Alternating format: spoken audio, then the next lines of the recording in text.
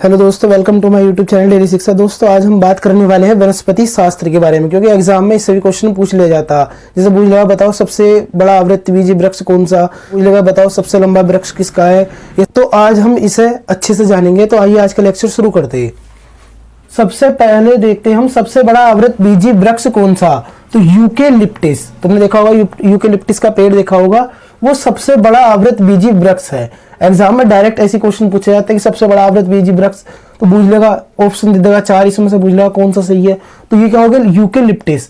सबसे लंबा वृक्ष, संसार का सबसे लंबा वृक्ष कौन सा, तो सबसे लंबा कौन सा, सिकोया। सिकोया का पेड़ देखा होगा तुमने, वो सबसे लंबा है और 120 मीटर तक की इसकी हाइट होती है।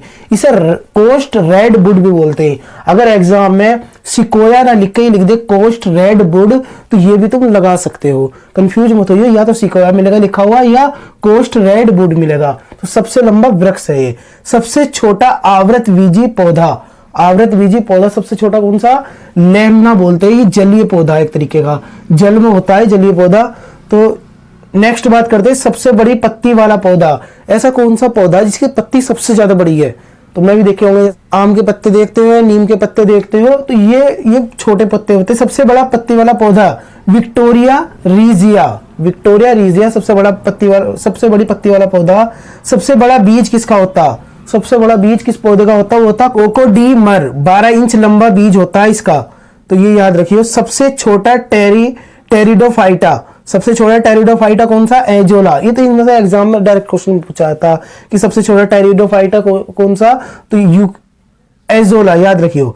सबसे छोटे बीज, सबसे छोटा बीज किसका होता, ऑर्किड का। अभी मैंने बताया सबसे बड़ा बीज किसका होता, कोकोडीमर का। सबसे छोटा ऑर्किड का। सबसे छोटा पुष्प किसका होता, पुष्प फूल को बोलते, तो वुल्फिया याद रखियो, वुल्फिया। सबसे बड़ा पुष्प किसका होता, रैफलेशिया ओर्नाल्डाई याद रखिए। वुल्फिया सबसे छोटा पुष्प हो गया और रैफलेशिया ओर्नाल्डाई ये सबसे बड़ा पुष्प हो गया। जीवित जीवाश्म किस पौधे को बोला जाता।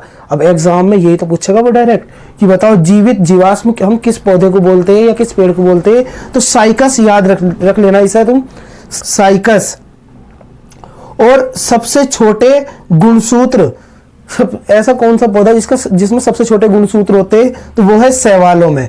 जो शैवाल पाए जाते हैं ना समुद्र में, तो उसमें सबसे छोटे गुणसूत्र होते। सबसे लंबे गुणसूत्र किसमें होते, ट्राइलियम में होते।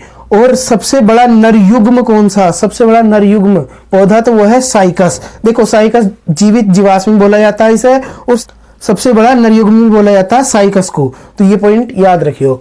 दोस्तों नेक्स्ट देखते हैं हम सबसे ज्यादा गुणसूत्र वाला पौधा।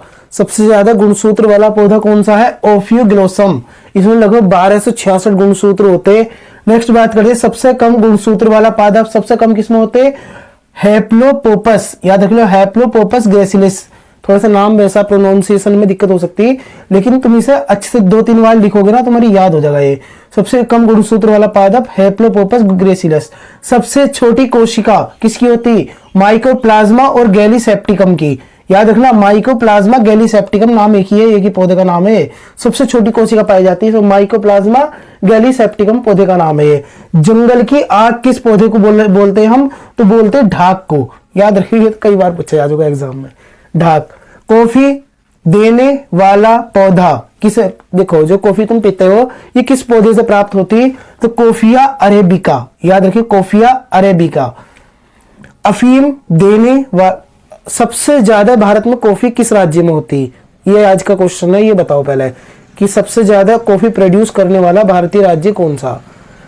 कॉफी अफीम देने वाला पौधा कौन सा हो गया, पोपी। इसमें मोपिन पाया जाता, याद रखियो। ये इससे अफीम हम प्राप्त करते हैं, जो मतलब नशे के लिए यूज किया जाता। टेनिस की गेंद जैसा फल, ऐसा कौन सा पौधा जिसका फल टेनिस की गेंद जैसा, तो केंथ याद रखियो, केंथ। ये केंथ है, ठीक है। तो दोस्तों आई होप तुम आज का लेक्चर समझ में आ गया होगा। अगर इससे रिलेटेड कुछ भी तुम्हारे मन में डाउट हो तो कमेंट करके पूछ सकते हो। दोस्तों आज का लेक्चर तुम्हें कैसा लगा, पसंद आता है लाइक करना। मिलते हैं फिर नेक्स्ट लेक्चर में, तब तक के लिए थैंक्स अ लॉट, जय हिंद।